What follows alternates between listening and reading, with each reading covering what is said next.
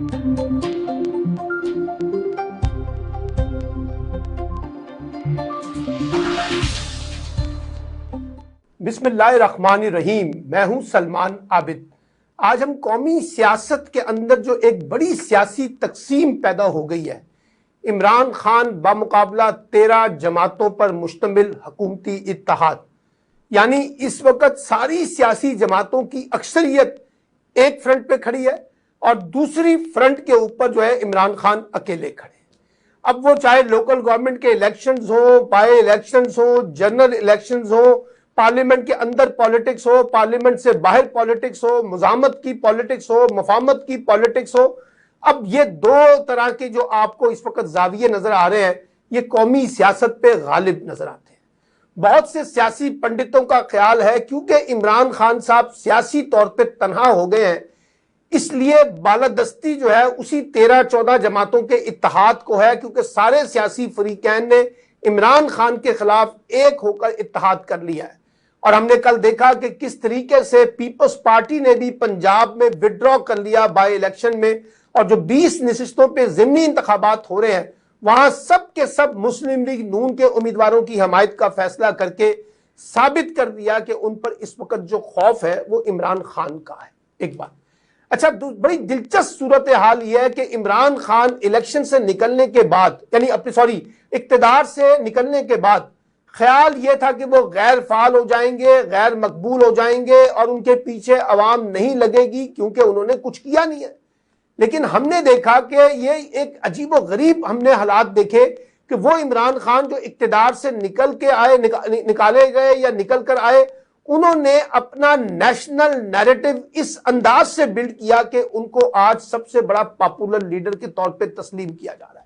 उनके जलसे हो, उनके जुलूस हो, वो जाहिर करते हैं कि इमरान खान के नैरेटिव जो है उसको लोगों ने बाय किया है। और सिर्फ पाकिस्तान में बाय नहीं किया बल्कि इंटरनेशनल दुनिया में जो ओवरसीज पाकिस्तानी हैं वहां पे भी बाय किया। फिर आप सोशल मीडिया की दुनिया देखें जहां आपको लगता ही है कि इमरान खान का बयानिया सबसे ज्यादा डोमिनेंट फैक्टर इख्तियार कर गया है। और इस पूरे कॉन्टेक्स्ट में एक तरफ हमें इमरान खान का बयानिया 4 नुकात के ऊपर खड़ा है। पहला यह कि उनकी हुकूमत को साजिश के तहत निकाला गया। दूसरा यह कि देखिए सारी जमातों ने मेरे खिलाफ मिलकर इत्तेहाद बना लिया है। तीसरा यह कि जनाब इस्टेब्लिशमेंट जो है वो मेरे मुखालफिन को अपना साथ दे रही है।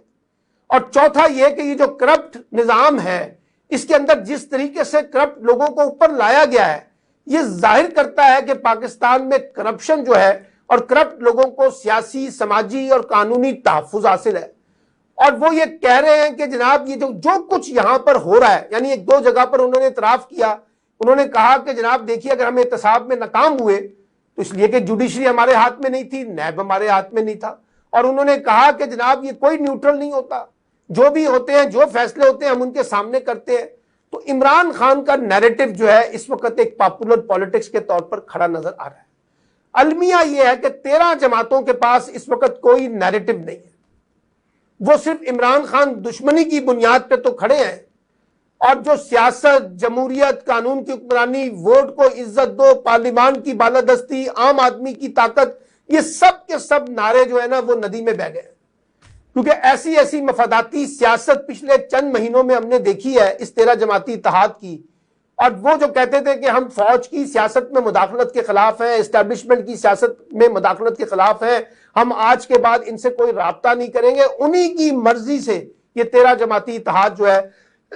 इस वक्त इक्तदार की सियासत में मौजूद है। लोगों में भी जाके देखिए, नौजवानों में देखिए, जिस तबके में चले जाएं आपको लगता है कि इमरान खान अपनी पॉपुलैरिटी गेन कर रहा है। और बहुत से लोग इमरान खान को यह मशवरा दे रहे हैं कि भाई अपने आप में ठहराव पैदा करो, इतनी तेज मत चलो, इतनी ज्यादा मकबूल होने की कोशिश ना करो, इतनी ज्यादा टकराव की सियासत ना करो, इतना ज्यादा चैलेंज ना करो। लेकिन इमरान खान किसकी सुनने वाले? वो किसी की नहीं सुन रहे। वो अपनी धुन में लगे हुए और बार बार इस पूरे रियासती निजाम को, इस हुकूमती निजाम को चैलेंज कर रहे हैं। और जो लोग भी उनको मशवरा देते हैं कि आप हुकूमती जमात के साथ मफाहमत का रास्ता निकालें, उस पर वो सख्त लान तान करते हैं और कहते हैं कि मुझे कहा जाता है कि मैं इन चोरों के साथ बैठूं, इन करप्ट लोगों के साथ बैठूं। कल उन्होंने कहा ना कि जनाब जिस तरीके से शहबाज शरीफ को वजीर आजम बनाया गया है, یہ میرے خواب و خیال میں بھی ایسا نہیں ہو سکتا تھا جس طرح سے پاکستان میں کر کے دکھایا گیا ہے، اور ان کا اشارہ اسٹیبلشمنٹ کی طرف ہے۔ اسی طریقے سے انہوں نے کہا کہ جناب یہ جو نیوٹرلز ہیں، یعنی ایک گھر کے اندر اگر کوئی ڈکیتی ہو جائے اور چوکیدار یہ کہے کہ میں نیوٹرل ہوں، وہ کہاں ڈائجسٹ ہوگا؟ یعنی اب وہ اسٹیبلشمنٹ کو بھی تنقید کر رہے ہیں، اور اسٹیبلشمنٹ پہ تنقید یقینی طور پہ درست نہیں ہے۔ اگر آپ آگے بڑھنا چاہتے ہیں تو یہی اداروں کے ساتھ ہمیں مل کر کام بھی کرنا ہے، لیکن ایک رد عمل کی سیاست ہے جو غالب ہوئی ہے اس وقت پاکستانی سیاست پر، اور سب اس کے اوپر اپنا اپنا حصہ ڈال رہے ہیں، حمایت میں، مخالفت میں۔ سو میرا خیال یہ ہے کہ جو 13 جماعتیں، جس بات پہ ہمیں سوچنا چاہیے کہ اگر انہوں نے حکومت کرنی ہے، آگے چلنا ہے، ایک طرف کارکردگی کوئی نہیں، ایک طرف 13 جماعتوں کے درمیان کولیشن کوئی نہیں، ایک طرف جو ہے وہ انتخابات کی تلوار سر پر لٹک رہی ہو، اور ایسے میں وہ لوگوں کو کوئی ریلیف بھی نہ دے سکیں، اور اس کے بعد پھر کہیں کہ ہمارا نیریٹو بائے ہوگا، وہ کیسے ہوگا؟ دیکھیے اب لوگ یہ بھول گئے ہیں کہ عمران خان کی حکومت نے کیا کیا تھا اور کیا نہیں کیا تھا، ان کی کارکردگی کیا تھی اور کیا نہیں تھی۔ اب تو لوگ اس حکومت کی کارکردگی پر سوالات اٹھا رہے ہیں نا۔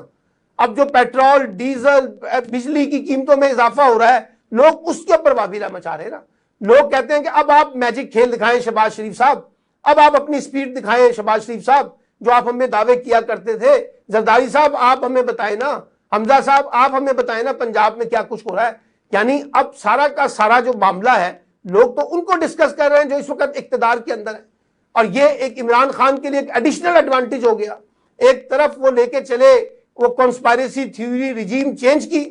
دوسری طرف انہوں نے اس کو جوڑ دیا معیشت کے بحران کے ساتھ، اور کہا کہ میں بار بار اقتدار کے طاقتور حلقوں کو کہتا رہا کہ یہ مہم جوئی، یہ پولیٹیکل ایڈونچر نہ کریں، ادروائز ملک کی معیشت ڈوب جائے گی، اور آج ہمیں نظر آ رہا ہے ان کی باتوں میں وہ بات ٹھیک لگتی تھی۔ اور تیسری طرف انہوں نے اس حکومت کی کارکردگی کو بنیاد بنا کر عوام کے اندر جانے کا فیصلہ کیا ہوا ہے، اور وہ جا رہے ہیں تواتر کے ساتھ، اور وہ جلسے بھی کر رہے ہیں، ٹاک شوز بھی کر رہے ہیں، ٹی وی پہ بیٹھ کے اپنا انٹرویو بھی ریکارڈ کروا رہے ہیں، اور ہر طریقے سے اپنا پیغام لوگوں تک پہنچا رہے ہیں۔ اور پاکستان میں جو سب سے امپورٹنٹ بات ہے نا، آپ کسی بھی آدمی سے، کسی بھی فرد سے، کسی بھی عورت سے، کسی بھی نوجوان سے، پڑھے لکھے سے، کم پڑھے لکھے سے، ان پڑھ سے پوچھیں، وہ کہتے ہیں جی حکومت تبدیل ہوئی ہے، اسٹیبلشمنٹ اس کے پیچھے تھی، اسٹیبلشمنٹ عمران خان کو نکالنا چاہتی تھی۔ اور جب وہ اسٹیبلشمنٹ کی بات کرتے ہیں تو اس میں وہ پاکستانی اسٹیبلشمنٹ کا بھی ذکر کرتے ہیں، امریکن اسٹیبلشمنٹ کا بھی ذکر کرتے ہیں۔ اور اس کی ایک بڑی واضح نشانی ہے کہ جو امریکن صدر ہے بائیڈن، وہ تو عمران خان سے بات چیت کرنے کے لیے تیار نہیں تھے، نہ کی انہوں نے۔ وہ تو پاکستان میں عمران خان کو ایک مصیبت سمجھتے تھے، اور میں نے بھی پچھلے ایک ویلاگ میں بھی کہا تھا کہ جناب جتنا جشن عمران خان کے نکالنے کا ہندوستان میں منایا گیا کسی اور دنیا میں نہیں منایا گیا۔ اس کا مطلب کیا ہے؟ اس کا مطلب واضح ہے کہ عمران خان کا بیانیہ بہرحال اس وقت میٹر کرتا ہے،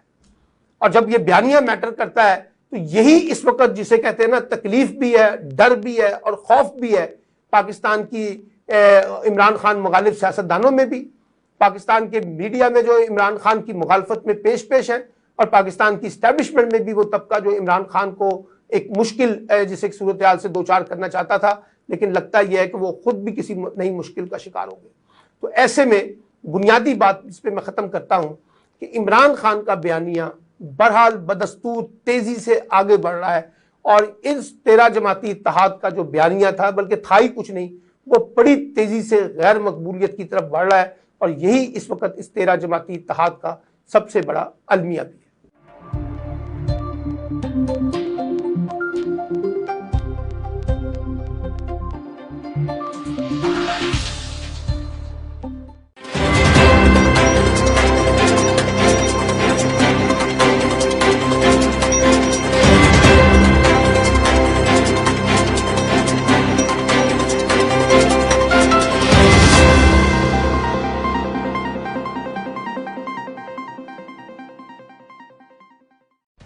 ایپیکس گروپ آف کالجز، جہاں علم صرف کلاس روم، کمرہ امتحان یا کتابوں تک محدود نہیں۔ ایپیکس ان طلباء کے لیے اوج کی کاوش ہے جو دن رات محنت